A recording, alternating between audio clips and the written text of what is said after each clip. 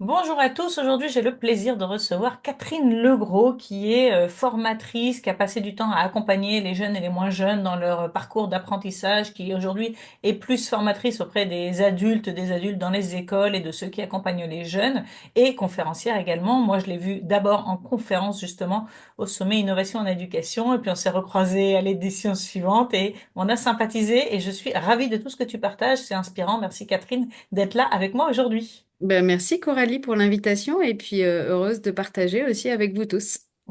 Merci. Et alors aujourd'hui, notre but, c'est de parler de apprendre à apprendre, un terme qu'on entend de plus en plus souvent, ce qui est déjà une bonne nouvelle parce que c'est pas toujours présent dans les écoles. C'est un chouette métier que tu fais. C'est marrant. J'avais un échange avec mon fils il y a quelques jours sur le côté. Est-ce qu'il vous parle de temps en temps de justement comment fonctionne le cerveau, qu'est-ce qui fait que vous allez retenir, etc. Et il me disait non jamais. Donc voilà, c'est déjà intéressant de savoir ça. Et aujourd'hui, donc l'idée, ce serait de voir un peu ce que ça veut dire. Qu'est-ce que, de quoi on parle quand on dit apprendre à apprendre en fait? Mhm. Alors, je vais parler pour moi. Après, c'est vrai que moi, je vais pas le ramener à quelque chose de purement scientifique, entre guillemets. Je vais plus, en toute humilité, le ramener à ce que moi, je vis et comment j'interprète l'apprendre à apprendre, même si, évidemment, c'est validé. Pour moi, c'est vraiment qu'est-ce qui fait, quelles sont les conditions, qu'elles soient à l'extérieur de moi, mais bien sûr aussi après à l'intérieur de moi, qui vont me permettre de m'approprier des informations. M'approprier des informations pour après être capable de réfléchir, être capable de mémoriser, être capable de réutiliser ces informations. Donc, dans les piliers un petit peu aussi des grands gestes mentaux d'Antoine de la Garandrie, hein, la réflexion, la mémorisation, la compréhension, l'imagination. Donc, c'est vraiment avoir conscience de qu'est-ce que je dois faire avec ma tête là pour que je puisse, il se passe quelque chose. Mais c'est aussi avoir conscience de, à l'extérieur de moi, qu'est-ce qui va m'aider justement pour que ma tête, elle puisse être active. Hmm. Sur quoi je vais devoir, qu'est-ce que je vais devoir mettre de côté, qu'est-ce que je vais devoir, sur quoi je vais devoir résister, puisque un des premiers piliers pour apprendre, c'est d'être attentif. Ça, c'est le préalable à tout. Et donc, apprendre à apprendre, c'est aussi de comprendre ben, comment je fonctionne et alors, évidemment qu'il y a des incontournables pour tous. Évidemment qu'il faut tous être attentifs. Évidemment qu'il faut tous être actifs avec sa tête. Et évidemment qu'il faudra tous réactiver pour consolider sa mémoire. Mhm. Évidemment qu'on va tous se tromper, donc il faudra faire quelque chose de l'erreur. Mais à l'intérieur de ça, on est un peu tous différents. Il y en a pour qui telle direction, ça pose pas de problème pour tenir son attention, même s'il y a du bruit. D'autres, ça va être très compliqué. Donc, c'est chacun prendre conscience de qu'est-ce qu'il va pouvoir mettre en œuvre pour justement réussir à maîtriser les choses extérieures. Et après, être actif avec sa tête, ben, c'est activer tous ses sens et puis aussi son corps. Alors, pas tout en même temps pour pas que ça soit une surchauffe. Donc, si moi, je suis plutôt, par exemple, dès qu'il y a un peu de musique, je bouge, je rythme, ou si j'ai tout le temps besoin de bouger, que dès que je suis assise, c'est plus compliqué, eh ben, je vais pouvoir m'appuyer dessus, sur ça aussi, pour justement apprendre. Voilà, donc c'est à la fois à l'extérieur et surtout à l'intérieur de moi, les incontournables, comprendre les incontournables, et ensuite, en fonction de ces incontournables, se dire, tiens, ben, moi, ça, c'est ma dominante, je vais rentrer par là pour après, justement, bien remplir ce qui est nécessaire. Donc, est-ce que c'est pas trop théorique comme, Non, comme non, formule? j'entends. Ça veut dire que ce que tu dis, c'est qu'il y a quand même une démarche d'aller à la rencontre de soi et de l'environnement, enfin de l'environnement et de soi pour être sûr de mettre en place les choses qui vont faciliter l'apprentissage et la connaissance, et ça passe par la connaissance de soi aussi. Exactement. Alors après, il y a beaucoup de jeunes, hein, et peut-être que c'est ton cas, ou je pense que ça a été un peu mon cas aussi. En grandissant, j'ai plus analysé. Mais quand ça fonctionne, ça marche de façon un peu intuitive, hein. Donc, certains jeunes, certains enfants, certains adolescents, ça fonctionne. Ils se sont jamais posé la question. Intuitivement, ils se sont rendus compte, tiens, je vais laisser mon téléphone de côté. Là, je sais que je suis bien. Et après, ils se posent pas la question, comment je fais avec ma tête, au fait? Parce que ça fonctionne, en fait. Par contre, ceux pour qui ça fonctionne pas, c'est là que c'est important de pouvoir leur donner des pistes. Je donne un exemple concret qui va aider tout de suite. Si par exemple, moi je demande toujours en classe entière, Allez, prenez quelques 30 secondes, une minute pour vous imaginer à la maison comment vous apprenez une leçon, par exemple, vous la mettez dans votre tête et comment après vous vérifiez que vous la savez pour repartir, enfin pour fermer votre cahier. Voilà, comment vous avez validé que c'est bon. Et ben après, les jeunes me disent, et ils sont encore très nombreux à me dire, ben je lis, et après je relis, et après je relis. Et moi, je pose beaucoup de questions. Et ce qui est absolument ahurissant, c'est qu'à celui qui me dit je lis, je relis, je relis, je lui dis est-ce que ça marche? Et à 95%, il me dit bah non, ça marche pas. Mais il a jamais, il a jamais imaginé pouvoir faire autrement, puisqu'en fait, oui, tiens, bah non, en fait, Catherine, ça marche pas. Mais alors, ben, c'est vrai que quand je lis, je relis, bah déjà, j'active essentiellement mes yeux, qui peuvent être une lecture passive. J'ai pas forcément activé mon corps, j'ai pas activé mes autres sens, je me suis pas non plus projetée dans ce qui m'attend, dans un futur qui m'attend.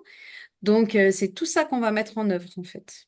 Oui, c'est ça. En fait, ce que tu dis sur les élèves qui, effectivement, comme toi, comme moi, sont pas forcément posés ces questions-là parce que ça passait tout seul, c'est peut-être parce que ils correspondent au, au schéma qui est déjà transmis, parce qu'ils lisent, ils lisent, ils lisent, parce que certains enseignants vont leur dire vous lisez et vous relisez, parce que c'est la méthode qui fonctionne pour eux, c'est quelque chose d'un peu classique, et si ça marche pour eux, ils n'ont pas besoin d'aller plus loin. Et certains élèves, peut-être vont fonctionner différemment et ne vont pas aller chercher d'autres fonctionnements alors qu'il y en a en fait.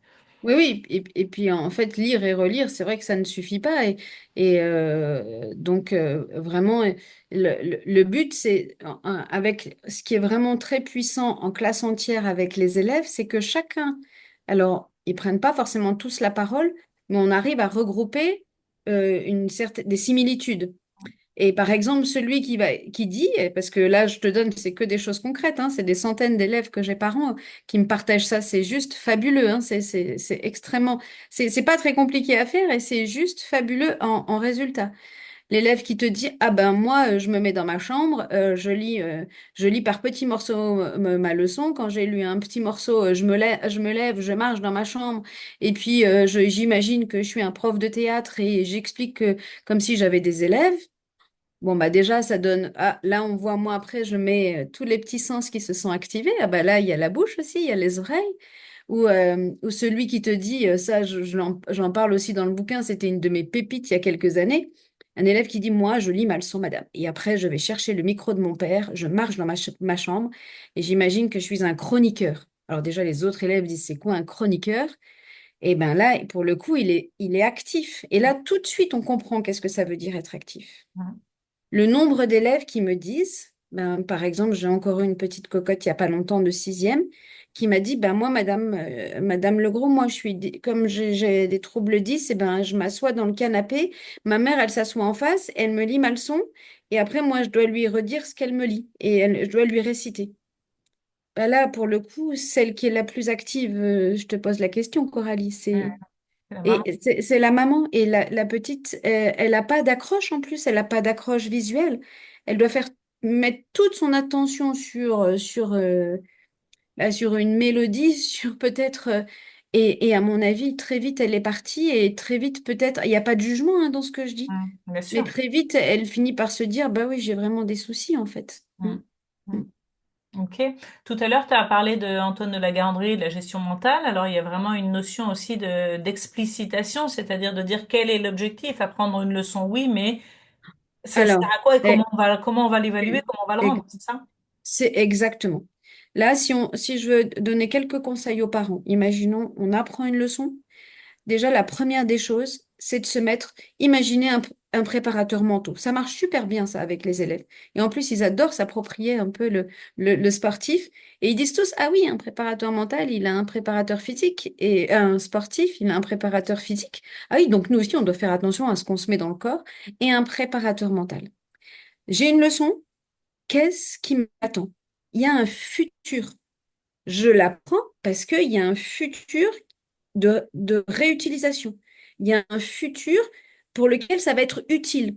J'apprends pas ma leçon pour la réciter. Déjà, j'apprends pas une leçon pour la réciter. J'apprends une poésie pour la réciter à mes parents. Donc, sinon, ben, je la laisse à la maison, en fait. Mm. Si c'est juste montrer que j'ai appris la leçon, en plus, il n'y a pas beaucoup de plaisir dans ces cas-là, il n'y a pas beaucoup de sens. Donc, première des choses, c'est OK, j'ai une leçon et on va se préparer à ce qui m'attend. Mm. Qu'est-ce qui m'attend? Ben, il m'attend que la maîtresse ou le prof, il me pose des questions. Il vérifie si je l'ai apprise ou si j'ai bien compris.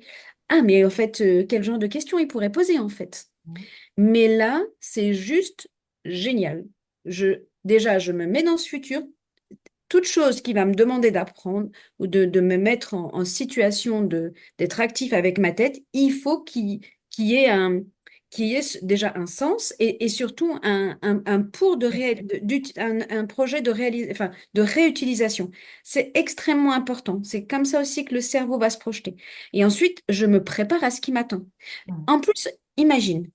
Peut-être là, c'est la maîtresse ou le professeur aura prévu de faire une évaluation orale. Est-ce que c'est à l'oral? Est-ce que c'est à l'écrit?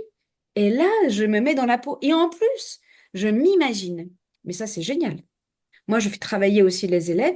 Imagine-toi que tu es dans la classe, là, on va répondre aux questions, on va se préparer aux questions. Et après, je m'imagine que je suis dans la classe au moment où j'y réponds.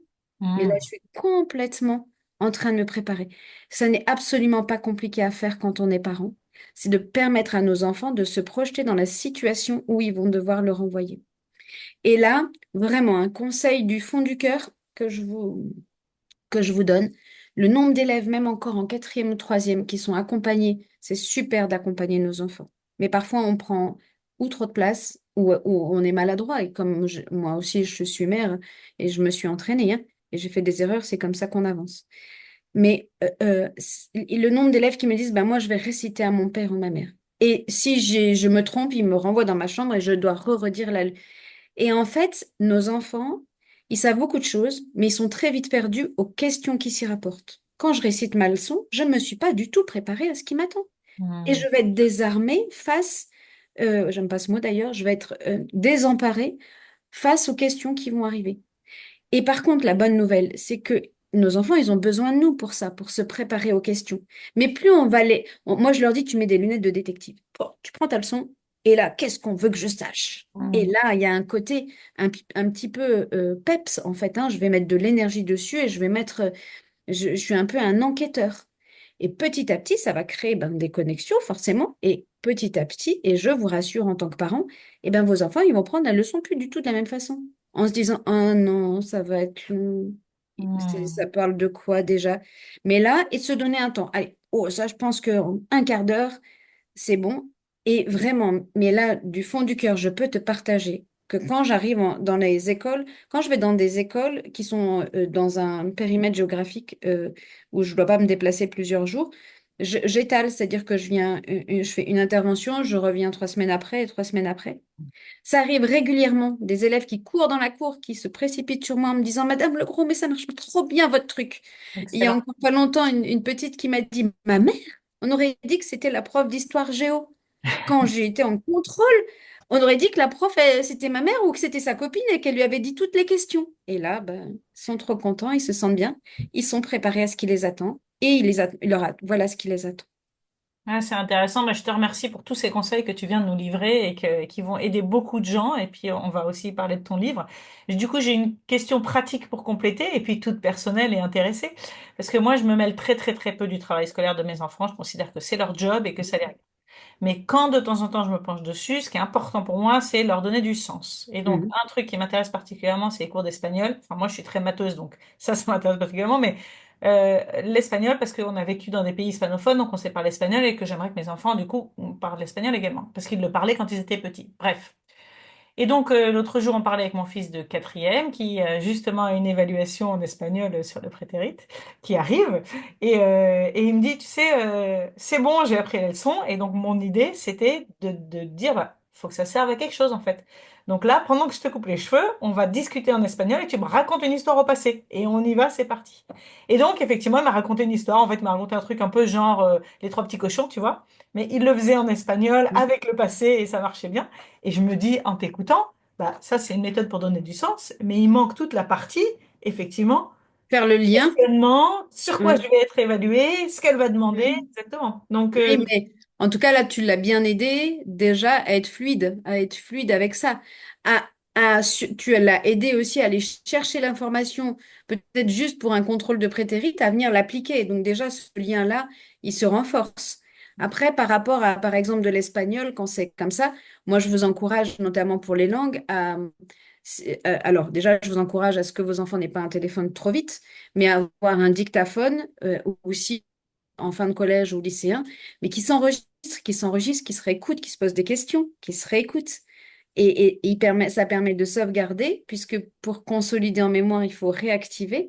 Et là, notamment dans les langues, eh ben, ça permet aussi de s'entendre. Ça permet, je suis dans le bus, j'ai mes écouteurs, personne ne sait que je suis en train de faire de l'espagnol. Mm. J'écoute la question, j'écoute pas tout de suite la réponse, et là, ça aide grandement aussi. Mm. Super idée, merci beaucoup pour tous ces conseils. Si on veut aller plus loin, on a ton livre. Ouais, tout à fait. Je vais vous le montrer.